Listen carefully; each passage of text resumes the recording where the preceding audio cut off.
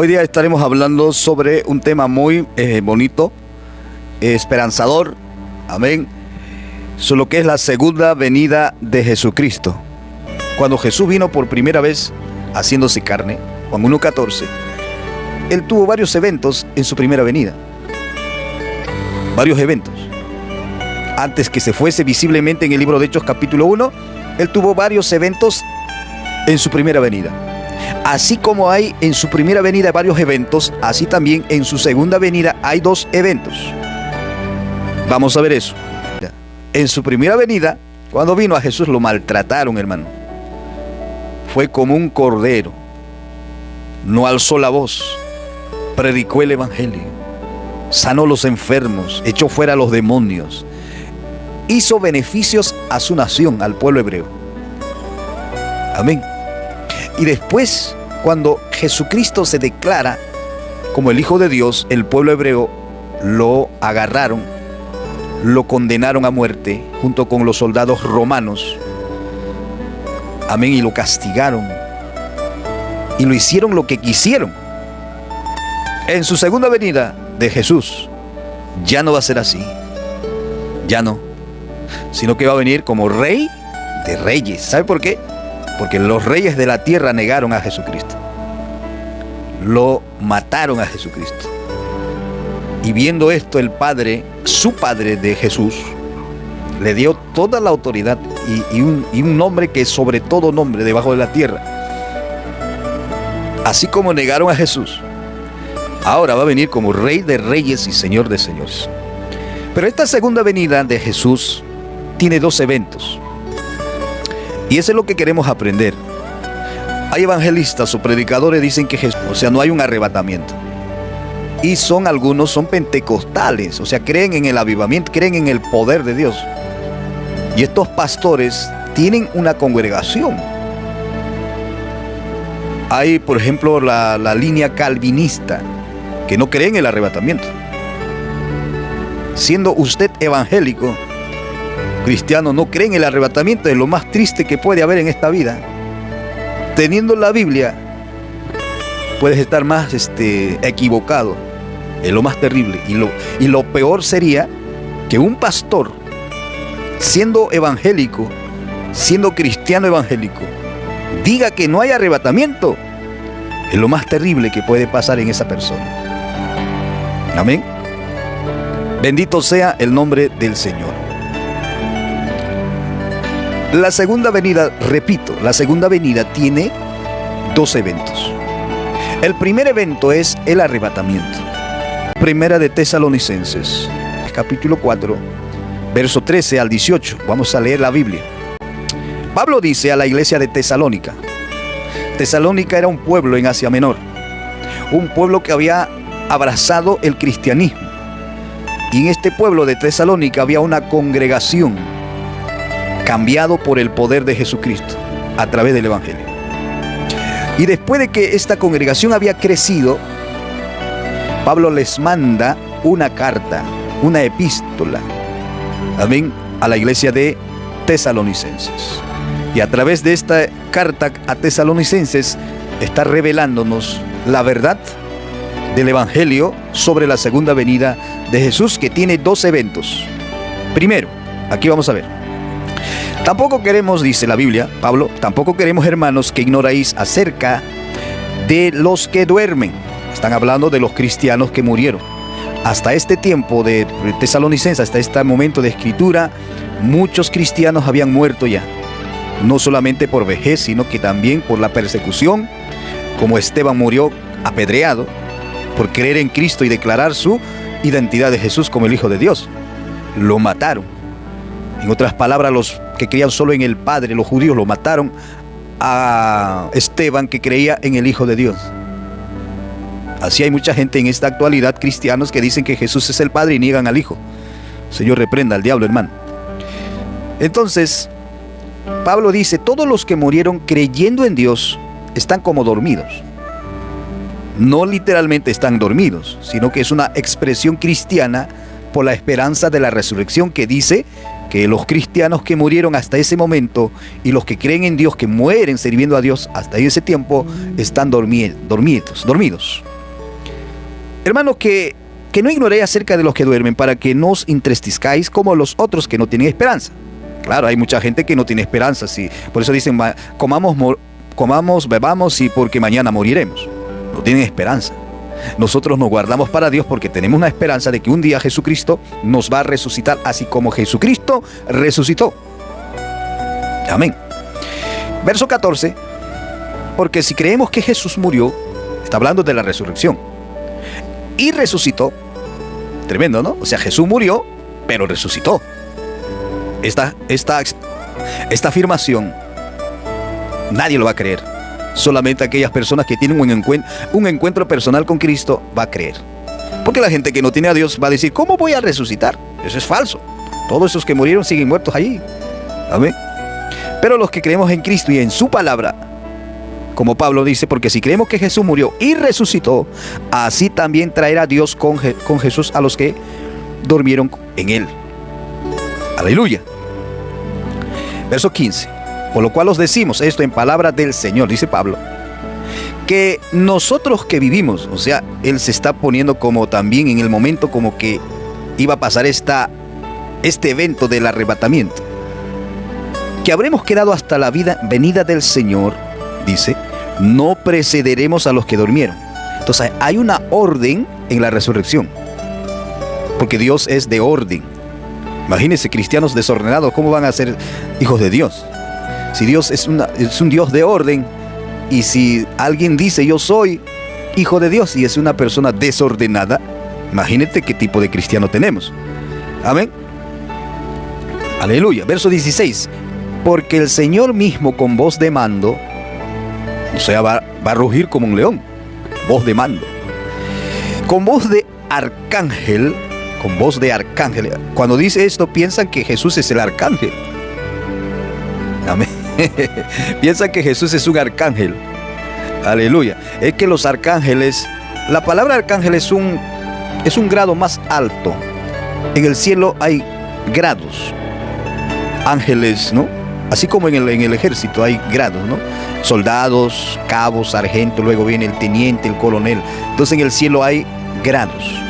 Entonces, el ángel que lleva el título de arcángel es un grado muy honroso y está más arriba. O sea, es un grado, pues. Es como, por ejemplo, Luzbel era un arcángel, se paseaba en el trono de Dios, ¿me entiendes?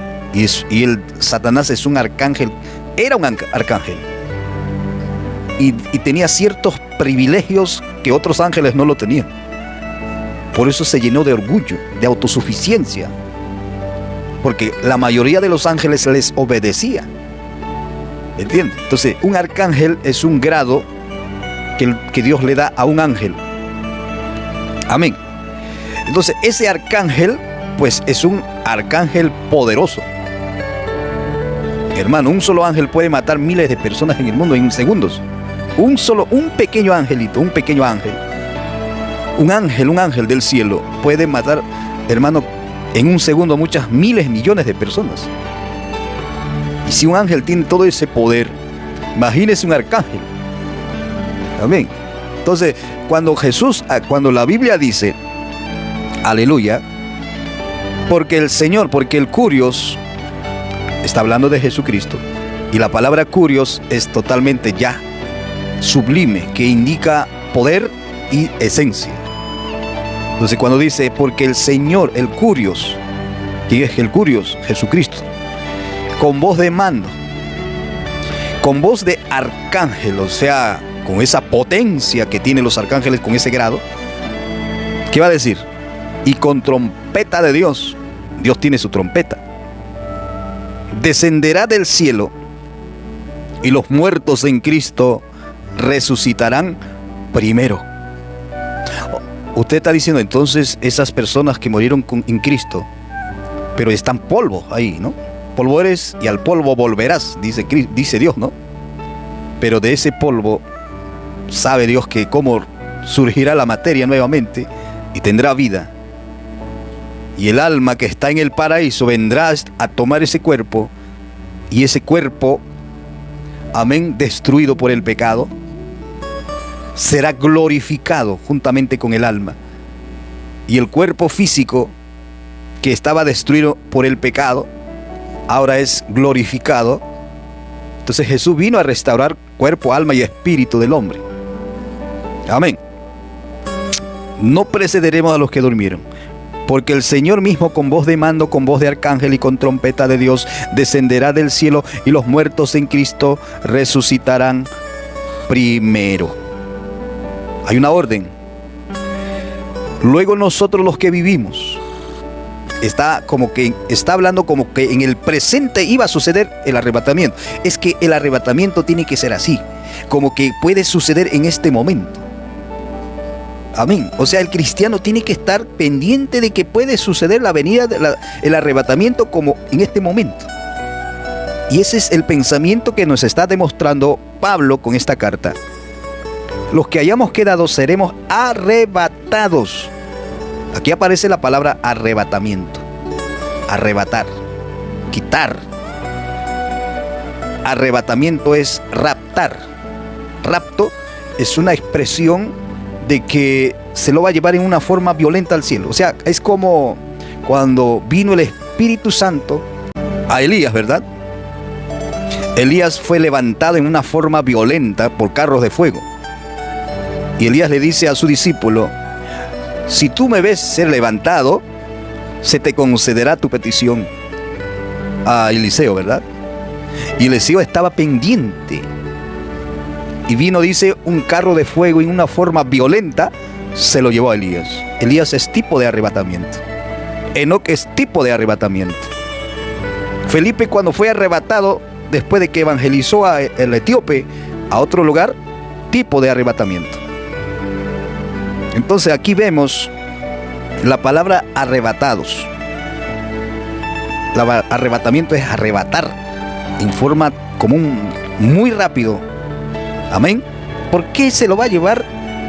Aleluya, Jesucristo en su segunda venida, en el primer evento, de una forma apresurada. ¿Por qué? Pues aquí tenemos la palabra arrebatado juntamente con ellos en las nubes. Juntamente con ellos. ¿Quiénes? Los que sirvieron a Cristo y murieron, ellos resucitarán primero. Y los que, si es, por ejemplo, en este momento sucediera el arrebatamiento, primero resucitan los muertos, y luego nosotros que estamos hablando aquí en este momento podemos ser transformados en un abrir y cerrar de ojos. Y los dos, o sea, las personas, los cristianos muertas, resucitados, y los cristianos en ese momento transformados, los dos suben al cielo. Con ellos en las nubes para recibir al Señor en el aire. Ah, ahí está el clave. El arrebatamiento es Jesucristo no pisa la tierra. Ahí dice en el aire. O sea, en el arrebatamiento. En la segunda venida hay dos eventos. En el primer evento, que es el arrebatamiento, Jesucristo no pisa la tierra, porque dice que vamos a recibir los muertos en Cristo resucitados, y en ese momento las personas que, hermanos, estando vivos, fueron transformados, suben y reciben a Jesús en el aire. Amén. Tenga en cuenta eso, que Jesucristo en el arrebatamiento no pisa la tierra. ¿Ya? Y así estaremos siempre con el Señor. Eso es lo que dice Pablo acerca del arrebatamiento. Por tanto dice: alentaos los unos a los otros con estas palabras. O sea, la iglesia primitiva creía en el arrebatamiento. Creía en el arrebatamiento. ¿Y por qué no se predicó después de los 300 años para acá? Porque la iglesia católica romana se desvió y se olvidó esto. ¿Amén? Es más, estaban en el buscar el poder y gobernar al mundo con poder, con dominio. Usar el cristianismo para gobernar al mundo con la Biblia. En eso estaban más preocupados que predicar el arrebatamiento. Por eso que este tema se olvidó por estas religiones desviadas. Hasta que Martín Lutero protesta y los demás países protestan contra el catolicismo, y empiezan la gente a estudiar la Biblia, a conocer la Biblia y encontrar las doctrinas que estaban ya olvidadas por milenios por la Iglesia Católica Romana. La Iglesia Católica Romana nunca ha enseñado doctrina bíblica, así como les estoy enseñando. Ellos te van a enseñar cómo rezar a María, cómo hablar a Pedrito, oraciones a Santo Tomás, amén, y tantas cosas. Eso es lo que se preocupan en enseñar la Iglesia Católica Romana. Pero el cristianismo tiene que predicar lo que dice la Biblia. Entonces hoy estamos hablando de la Biblia, tema del arrebatamiento, la segunda venida de Cristo. Entonces los hermanos de Filipos están siendo arengados, están siendo exhortados a alentar con estas palabras de arrebatamiento, y que cualquier momento sucederá el arrebatamiento. Cualquier momento va a pasar este evento. Y eso es lo que está diciendo Pablo a la iglesia de Tesalónica. A la iglesia de Tesalónica. Y este tema de la resurrección es parte del arrebatamiento. Amén. Primera de Corintios capítulo 15. Ahí vamos a encontrar verso 16, dice: porque si los muertos no resucitan, tampoco Cristo resucitó. La doctrina fundamental del cristianismo es la resurrección.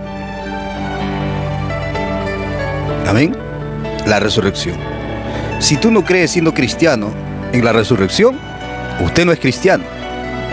Pueda que tenga Biblia, pueda que tenga organización milenial, te jactes: nosotros somos de la Iglesia Católica Romana, te jactas diciendo: yo soy de los protestantes. Amén. Pero si tú no crees en la resurrección, tú no eres de cristiano. La doctrina fundamental del cristianismo es la resurrección, hermanos. Eso tienen que entender. Si tú dices que yo no voy a resucitar, si siendo cristiano vas a la iglesia a cantar, a saltar, a brincar, y dudas de la resurrección, usted no es cristiano, no tiene fe, no cree en Jesucristo. Pablo dice: porque si los muertos no resucitan, tampoco Cristo resucitó. Amén. Luego dice: y si Cristo no resucitó, vuestra fe es vana, aún estáis en vuestros pecados. Entonces también los que durmieron en Cristo perecieron. O sea, siendo cristiano, voy a sufrir por causa de Cristo, y por causa de Cristo me matan, como lo hicieron a los apóstoles, lo decapitaron. En vano murieron, ¿no? En vano. Pero como dice Pablo, Jesucristo ha resucitado. La tumba está vacía. Puede ir a Israel a verificar sus tumbas y no va a encontrar a los huesos de Jesús. Pero si usted va a las tumbas de los profetas, vas a encontrar los huesos ahí. Pero en la tumba de Jesús no hay ni un hueso. Está vacío. Y encima de esa tumba lo han levantado una tremenda iglesia católica romana. Una tremenda construcción, amén, en el lugar donde está la tumba de Jesús. Pero ellos no creen en la resurrección. ¿De qué sirvió tanto gasto de dinero para construir esa capilla si no creen en la resurrección? Amén.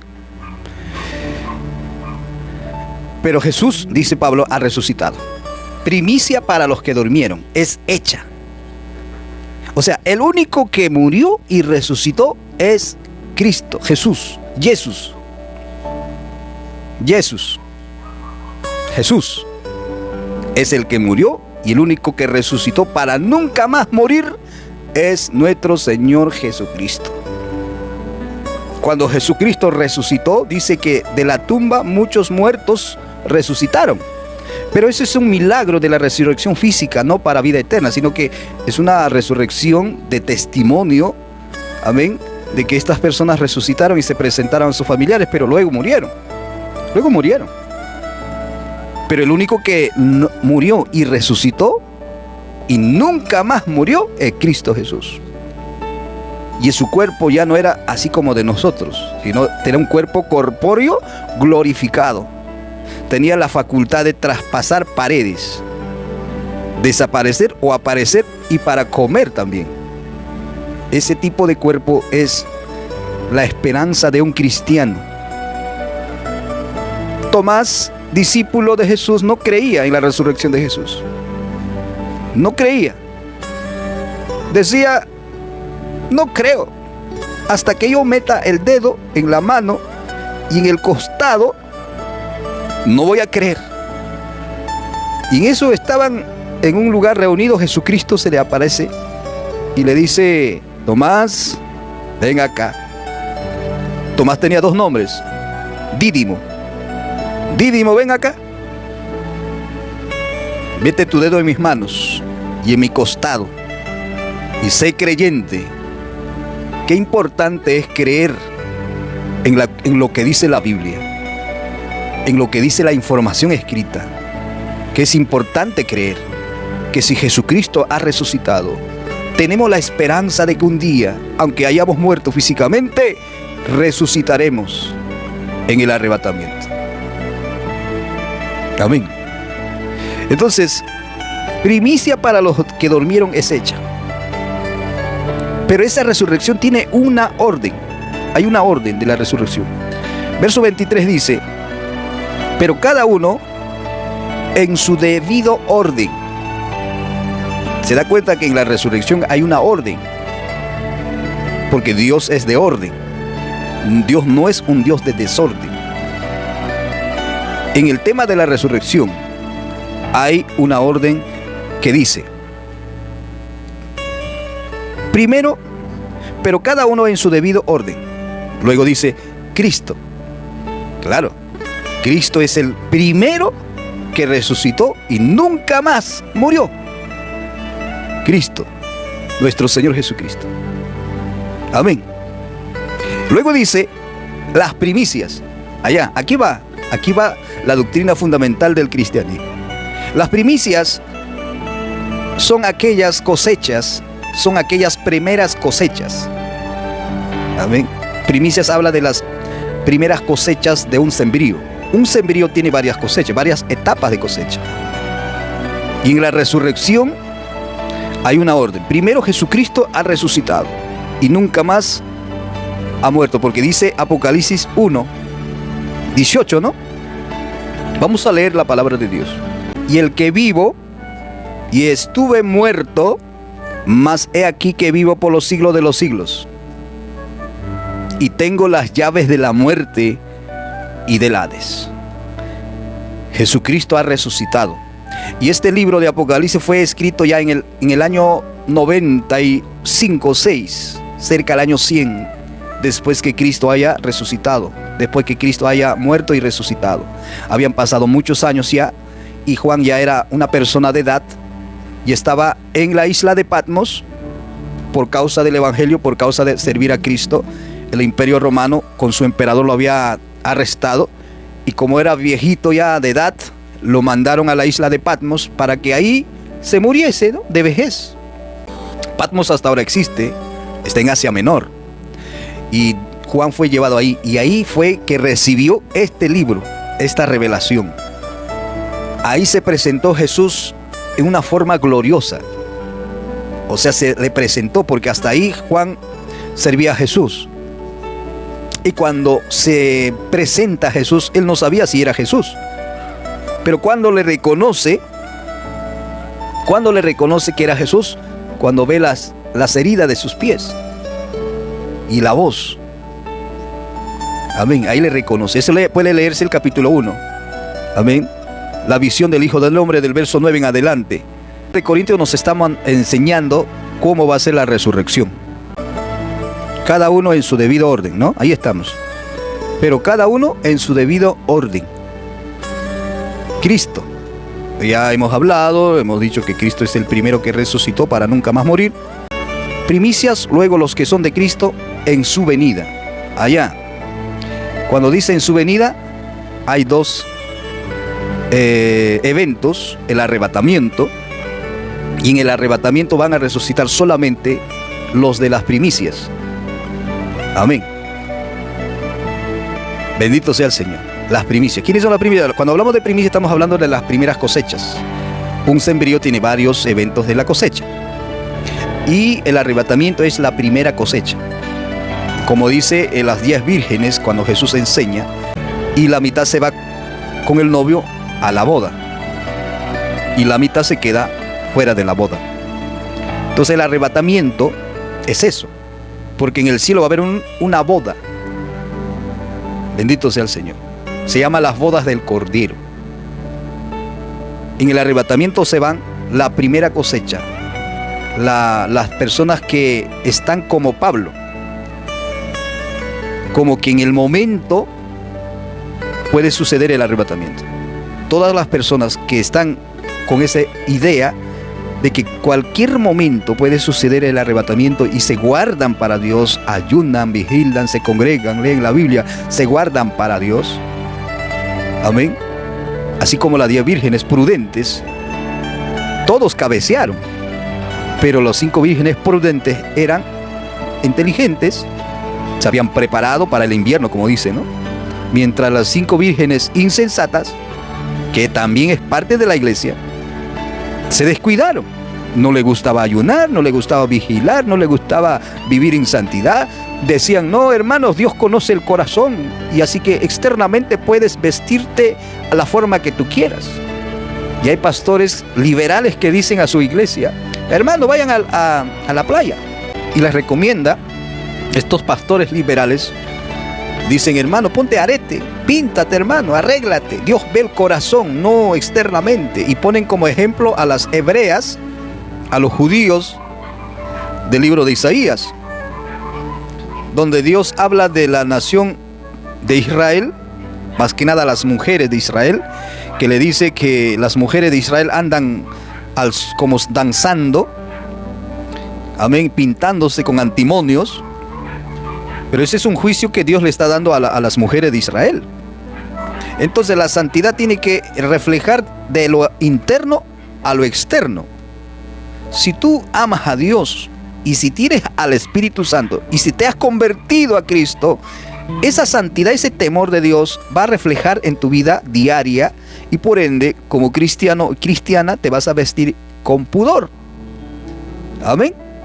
Así como Gadareno, que fue liberado por Jesucristo de los miles de demonios, andaba desnudo, todo loco y lunático, sucio, harapiento y cochino andaba. Cuando Jesucristo lo cambió, estaba sentadito a los pies de Cristo. Entonces los hijos de Dios que se convierten y están en el primer amor, siempre estará en los pies de Jesús escuchando la palabra de Dios. O sea, siempre estará alabando, glorificando y viviendo en santidad, porque la Biblia dice que sin santidad nadie verá a Dios.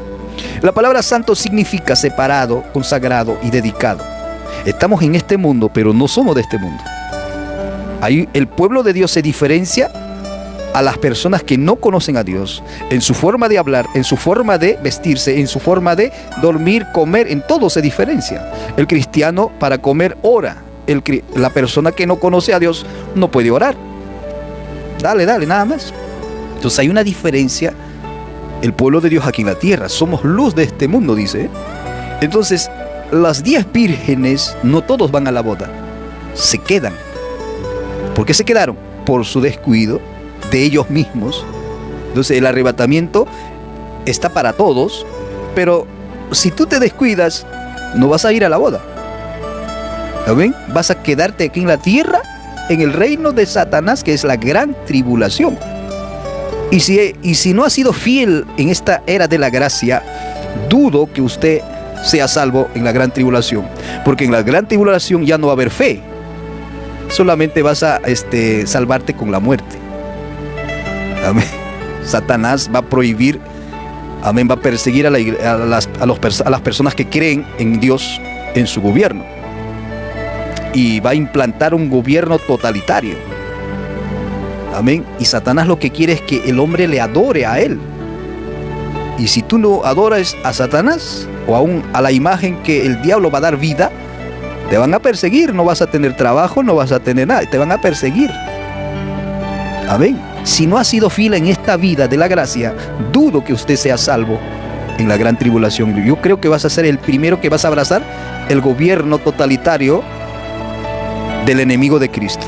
Porque Satanás no se va a presentar con cachos y cuernos en la gran tribulación. Una cosa es la tribulación y otra cosa es la gran tribulación. Nosotros los cristianos, desde que conocemos, estamos atribulados.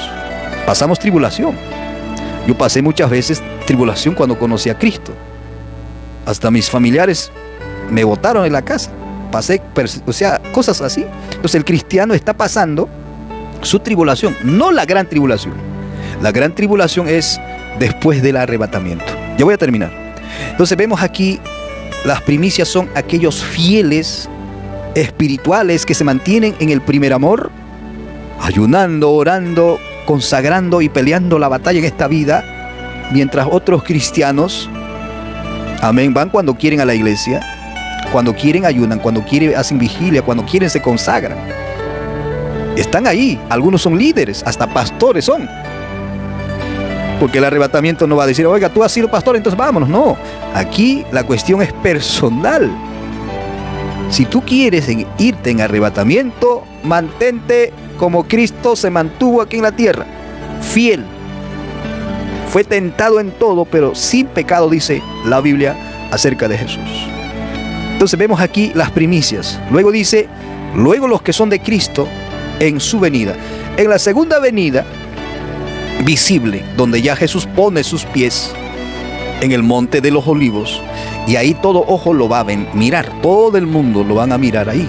Mientras en el arrebatamiento, en el primer evento del arrebatamiento, solamente la iglesia oirá, no todo ojo lo verá, solamente los muertos en Cristo oirán, y los que en ese momento están vivos oirán el trompetazo que dice, sube acá, como escuchó, amén, Juan el apóstol en el libro de Apocalipsis capítulo 4.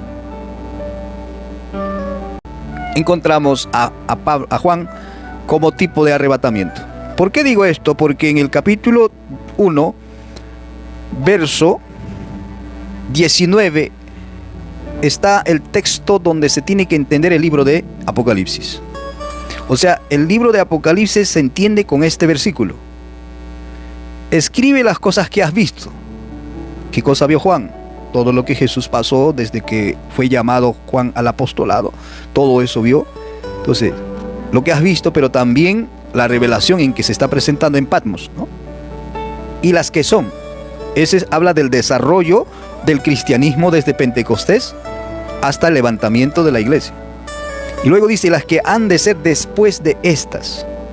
Entonces en el capítulo 4 declara esa parte del texto y dice, versículo 1 del 4, después de esto miré, he aquí una puerta abierta en el cielo, y la primera voz que oí como de trompeta hablando conmigo, ¿se acuerda de la palabra, de la trompetazo? Con voz de arcángel, amén, dijo, sube acá. Y luego dice, y yo te mostraré las cosas que sucederán después de estas. O sea, después de esta es el futuro. Después del capítulo 4 en adelante ya es futuro. Después del capítulo 2 al final de los capítulos 3, es el desarrollo de la iglesia cristiana desde Pentecostés hasta el levantamiento de la iglesia. Capítulo 4 en adelante ya es una profecía del futuro, que es una visión de arriba ya no de la tierra de Patmos. Porque del capítulo 1 al capítulo 3, parte final, la visión es desde Patmos. Pero la visión que va a recibir del capítulo 4 en adelante ya no es de la tierra, ya no es de la isla de Patmos, sino ya es llevado Jesús en espíritu. Seguramente que su cuerpo quedó inerte en la isla de Patmos y su alma fue arrebatado al cielo. Por eso es que ve un trono en el capítulo 4. No como hombre, sino ya en espíritu. Para que ustedes vean de que al Padre nadie puede ver sin que haya sido glorificado. Amén. Juan tuvo que haber salido de su cuerpo, amén, para ver el trono en el cielo al Padre, en el capítulo 4, porque dice la Biblia, amén, verso 2 del capítulo 4, y al instante yo estaba en el Espíritu. El Espíritu Santo lo llevó, amén, al cielo, y aquí un trono establecido en el cielo. Lo primero que ve cuando Juan llega al cielo, lo primero que ve es un trono. Y en ese trono no estaba vacío, estaba alguien sentado, gloria a Dios. Entonces, si Jesús era el Padre, cuando viene a levantar a Juan de Patmos, amén, en el Espíritu, tenía que haber sido vacío el trono, tenía que haber estado vacío el trono. Pero cuando Juan llega junto con Jesús y el Espíritu Santo al cielo, en el capítulo 4, ve que el trono no estaba vacío, sino que alguien estaba sentado. Y eso nos desarrolla el capítulo 4, el capítulo 5 de Apocalipsis, de que el que estaba sentado era el Padre. O sea, el Padre jamás El Padre jamás vino a la tierra a hacerse carne. Nunca había dejado su trono vacío. Bendito sea el nombre del Señor. En el capítulo 5 vemos el desarrollo del capítulo 4. Y ahí vemos a quién, al Padre sentado con su mano derecha. Hermano, entonces Dios tiene mano derecha. Pablo dice que hay cuerpos celestiales y cuerpos terrenales. Nuestro Señor Jesucristo tiene un cuerpo corpóreo glorificado. Es un cuerpo corpóreo, tocable y palpable. Porque Tomás le tocó, le palpó. Pero ese cuerpo era un cuerpo corpóreo glorificado que tenía esa capacidad de desaparecer y aparecer y ser tocado. Amén. Pero el Padre no tiene un cuerpo corpóreo. El Padre tiene un atributo, como dice Juan 4:24, que Dios es espíritu. Pero cuando hablamos de que Dios es espíritu, no estamos hablando de su personalidad, sino que es un atributo de que el Padre tiene un cuerpo espiritual. Como dice Pablo, hay cuerpos celestiales y cuerpos terrenales. Entonces el Padre Dios tiene un cuerpo espiritual y está sentado en un trono. Y ahí vemos lo primero, que cuando llega Juan al cielo, ve el trono, amén, no estaba vacío, ve al Padre y que los ángeles en el cielo adorándole al Padre en ese trono. Y Jesús subiendo ¿con quién? Con Juan al cielo. Si Jesús era el Padre, pues ese trono hubiera estado vacío. Juan hubiera visto, vi el trono vacío porque Jesús era el Padre. Eso sería una tremenda revelación, ¿no? Para sostener esa doctrina mal llamada la unicidad, que por cierto es una doctrina nestoriana, patripaciano, modalista, que hoy está perturbando a muchos cristianos. Amén. Entonces del capítulo 4 en adelante ya son una visión desde el punto de vista del cielo, y todo lo que va a pasar del capítulo 6 empieza la gran tribulación. 4 y 5 de Apocalipsis habla lo que está en el cielo, el Padre, y en el capítulo 5 vemos ya la iglesia arrebatada en el cielo, y junto con su iglesia, ¿quién? Jesucristo de pie. ¿Por qué no está sentado como dice Apocalipsis 3:21? Porque cuando la iglesia sube al cielo en el arrebatamiento ya no hay intercesión, ya terminó la gracia, ahora empieza el otro tiempo, el otro cronología, ¿no? Que es de Dios, que es la gran tribulación. Entonces en el cielo 7 años de fiesta. Imagínense, hermano, ir al cielo para tener 7 años de fiesta. Amén. Y en la tierra 7 años de una terrible situación, que no quisiéramos quedarnos.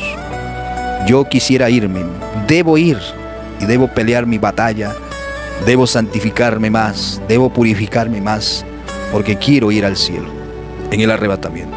Yo no quiero quedarme en la gran tribulación, porque si me quedo en la gran tribulación, hermano, lo único que tengo que hacer es morir de hambre o perseguido por el diablo. Y el diablo, cuando va a perseguir en ese tiempo, no te imaginas lo que va a perseguir, hermano. Si hoy la gente mata a sus semejantes de una forma vil, inhumano, imagínate el mismo diablo, amén, el mismo diablo va a gobernar al mundo por 7 años. ¿Sabe por qué Dios lo va a permitir que el diablo gobierne al mundo? Porque el mundo no quiere buscar a Dios. Satanás siempre ha deseado ser adorado por el hombre. A Jesús le dijo: todos estos reinos te puedo dar si postrado me adoras. Se atrevió a decir a Jesús, el diablo cochino y asqueroso, se atrevió a decir a Jesús: si postrado me adoras, te doy todos los reinos que tengo. Es mío, dice, míos son, mentiroso. Satanás se lo quitó, amén, a Adán. Fue quitado todos los reinos de este mundo de Adán, porque Dios le había dado todo el título de propiedad aquí en la tierra a Adán, y Satanás se lo quitó. Para recuperar todo eso, para restaurar todo lo que el diablo ha hecho a este mundo y lo que ha hecho con el hombre, vino Jesús a restaurar al hombre. Primero hizo que vino como hombre, murió como un cordero, y con su sangre, porque no hay remisión de pecados sin derramamiento de sangre, y con su sangre nos ha rescatado, nos ha redimido de la muerte eterna, amén, que el diablo nos ha arrastrado. Y hemos heredado toda esta herencia de Adán y Eva, Adán se arrepintió, Dios lo perdonó, pero la consecuencia no lo perdonó. Tenemos que sufrir. Amén. Dios te puede perdonar, pero las consecuencias tienes que enfrentarlo. Por eso que es importante creer en Jesús. Si Jesús ha resucitado, primicia para los que creen. Primicia para los que creen en Él. Y si tú quieres ir a los 7 años de fiesta al cielo, vaya en el arrebatamiento. Porque mira, en el cielo va a haber 7 años de fiesta. No sé si ustedes han visto 7 años de fiesta aquí en la tierra. Nabucodonosor hizo una fiesta. Amén. El rey Belsasar también hizo una fiesta en el mundo, así parecido. Pero nosotros, los hijos de Dios, que nos vamos en el arrebatamiento, vamos a tener fiesta. Primeramente vamos a recibir recompensas. Después del arrebatamiento vamos a estar hablando sobre el tribunal de Cristo. Hay muchos predicadores que se están equivocando en esta parte. El tribunal de Cristo del griego viene, o sea, en el griego es tarima, no es trono. El tribunal de Cristo no es un trono. Desde la raíz griega en que fue escrito el Nuevo Testamento, tribunal, que es español, viene del griego. Y en el griego lo que indica es tarima. Entonces, una tarima en ese tiempo era como de unos reyes que se ponían, ¿no? Levantaban una tarima y ahí se ponía para premiar a los que participaron en olimpiadas, en deportes. Entonces el cristiano, después del arrebatamiento, llega al cielo. Lo primero que va a pasar es al tribunal de Cristo, para recompensar a todos esos cristianos que llegaron en el arrebatamiento, regalarle, premiarle. Otros se van a salvar a las justas, solamente serán salvos, nada más, no van a recibir nada, pero se salvaron como por un fuego, llegaron en el arrebatamiento al cielo. Amén. Pero otros no, otros pelearon la batalla aquí en la tierra. Durante la vida cristiana que han tenido, desde que conocieron a Cristo, en su vida lucharon con el diablo. No solamente lucharon, sino que ganaron muchas almas. Ayunaron para las almas que se salven. Lloraron, clamaron, gimieron en esta tierra para que el evangelio sea predicado. Amén. Entonces en el cielo va a haber sorpresas. Sorpresas de premios, galardones en el tribunal de Cristo. Después de que todos reciban su parte por el trabajo evangelístico que hicieron aquí en la tierra, van a pasar a lo que es las bodas del Cordero, la cena. Porque después de la cena, las cenas de las bodas del Cordero, bendito sea su nombre, hermanos. Aleluya. ¿Quieres ir en el arrebatamiento? Pelea la buena batalla, hermano. Después de las bodas del Cordero aparece el capítulo 19 de Apocalipsis, que es la segunda venida visible de nuestro Señor Jesucristo. Entonces el tema de la segunda venida tiene 2 eventos: arrebatamiento y la venida visible al mundo como Rey de Reyes y Señor de Señores. Junto con Él, junto con Jesucristo, vendremos nosotros atrás de ellos. Porque eso es lo que dice Apocalipsis 19, hermanos. Después de la cena de las bodas del Cordero, porque de la cena, si hay una cena, es que ya se realizó las bodas del Cordero. Entonces, en el capítulo 19, verso 9 en adelante, verso 11 dice: entonces vi el cielo abierto y aquí un caballo blanco, y el que lo montaba se llamaba Fiel y Verdadero, quien es nuestro Señor Jesucristo, y con justicia juzga y pelea. Sus ojos eran como llama de fuego, o sea, va a impartir, hermano, dureza de juicio justo. No que, o sea, cuando uno dice la Biblia esto, piensa que el Señor Jesucristo va de acá, de sus ojos va como una lámpara, va a iluminar, ¿no? Son En el libro de Apocalipsis hay símbolos, números, cosas reales también, como la iglesia de Asia Menor, los 7 iglesias. Entonces la Biblia de Apocalipsis no se puede interpretar todo espiritualmente. Hay cosas reales que la Biblia menciona. Ahí está Juan es una persona real. Entonces no podemos espiritualizar al libro de Apocalipsis. Entonces aquí vemos que sus ojos eran como llama de fuego, o sea, va a impartir justicia, ¿no? Y había en su cabeza muchas diademas por todos los logros que ha hecho, pues, ¿no? En la tierra. Venció al diablo. Amén. Y tenía un nombre escrito que ninguno conocía sino él mismo. Estaba vestido de una ropa teñida en sangre y su nombre es el Verbo de Dios. Ahí está, Jesucristo con el nombre Verbo. ¿Se acuerda Juan 1:1? Y en el principio era el Verbo, y el Verbo era con Dios, y el Verbo era Dios. Verbo es un nombre. Amén. Y los ejércitos celestiales, ahí está la segunda venida de Jesucristo. Detrás de Jesús vienen los ángeles y la iglesia arrebatada. Juntamente también viene porque hermanos, en el arrebatamiento, en el tribunal de Cristo, muchos van a recibir coronas, reinos. Amén, porque la iglesia es rey y sacerdote. Aleluya. Vamos a tener dos ministerios en el gobierno milenial de Jesús. Vas a ser rey, pero también a la vez sacerdote. ¿Quién es el sumo sacerdote? Nuestro Señor Jesucristo. Imagínense, ¿no? Hoy la iglesia no puede meterse en la política, pero en el gobierno milenial de Jesús, que es un gobierno de justicia, de equidad en el mundo entero, va a demostrar a Jesús que el hombre sí podía formar que la tierra fuese como un paraíso.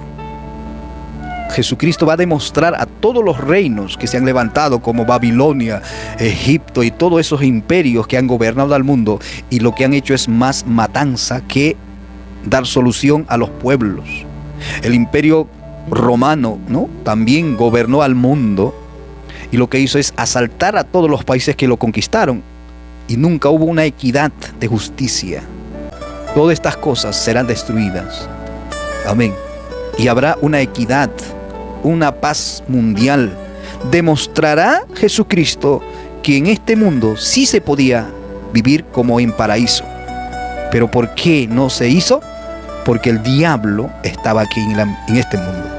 Y Satanás tiene que ser echado. Satanás tiene que ser eliminado de la faz de la tierra para que el mundo tenga paz social en este mundo. Mientras tanto no habrá paz. Y los ejércitos celestiales vestidos de lino finísimo. ¿Cómo que, hermanos, en el cielo vamos a tener una vestidura finísima? Es que, hermanos, Dios creó al hombre, amén, Adán y Eva, y andaban con Adán y Eva, y tenía una vestimenta de santidad, amén. Pero cuando cometió pecado, pues todo eso perdió. Y los que creen en Cristo, los que han ido en arrebatamiento, tendrán una vestimenta de lino finísimo, blanco y resplandeciente. Eso habla de la santidad, la forma de que el hombre ha sido creado santo, no diablo, no como hoy lo que es el hombre. Hoy la gente es vengativo, raíces de amargura. Hermano, cada uno quiere su dinero, o sea, no quieren compartir. Entran al poder para robar, no para ayudar al pobre. Entran hablando del pobre, pero hermano, cuando ya están en el poder, se olvidan del pobre. Ese es el mundo actual sin Dios, sin Cristo. Amén. La iglesia es rey y sacerdote, y subirá en el arrebatamiento a aquellos creyentes que están fiel en santidad en esta vida. Gloria al Señor. La iglesia que se va en el arrebatamiento tiene un lugar especial en el reino milenial, en el reino de Dios. Los que se salvaron en la gran tribulación, que la Biblia menciona, la gran tribulación donde murieron por causa de Cristo, por causa de Dios, ya murieron físicamente. Ellos no vivieron porque por la fe, no, ellos tenían que morir físicamente, negar todo lo que es el plan de Satanás, o sea, oponerse al gobierno del anticristo en este mundo, en la gran tribulación, es perseguido, morir de hambre, de tantas cosas. Y así solo se salvarán. Y estas personas que se salvaron en la gran tribulación aparecen con palmeras en las manos. Y Dios le dice: descansad hasta que el número de los redimidos se cumplan. Descansad. Entonces Dios sigue salvando en la gran tribulación de una forma distinta en la gracia. Y bendito sea el Señor, hermanos. Amén. Pero la iglesia que se va en el arrebatamiento tiene un lugar muy especial. Muy especial. Así que si tú quieres ir en el arrebatamiento, pues, y quieres ser algo especial, porque algunos van a decir: no, Dios no hace acepción de personas. Hermano, Dios es orden. Dios es de orden. Amén. La iglesia que ha luchado hasta la muerte, viviendo aquí en esta tierra en santidad, aunque le dijeron, no, monja, anticuada, aleluyas, todo el tiempo gritan acá, andan como monjas, aunque te hayan dicho por todos los lados, pero te guardaste para Dios en santidad y te mantienes hasta la muerte o hasta que Cristo nos lleve, hermano, serás partícipe de este arrebatamiento, que es un lugar especial por Jesús para estas personas que se van en el arrebatamiento. Los salvos de la gran tribulación tendrán un lugar especial, pero no como lo que tiene la iglesia de Cristo. Amén. Por eso que la batalla es dura. Cristo viene, prepárate, Maranata, Cristo viene pronto. Si Cristo no viniera hoy o mañana, nos encontramos el día lunes. Si hay una posibilidad de transmitir en vivo, estaremos transmitiendo el día domingo. Amén. Así que gracias por seguirme, gracias por tocar la pantalla, gracias también por compartir y gracias por comentar en mis contenidos.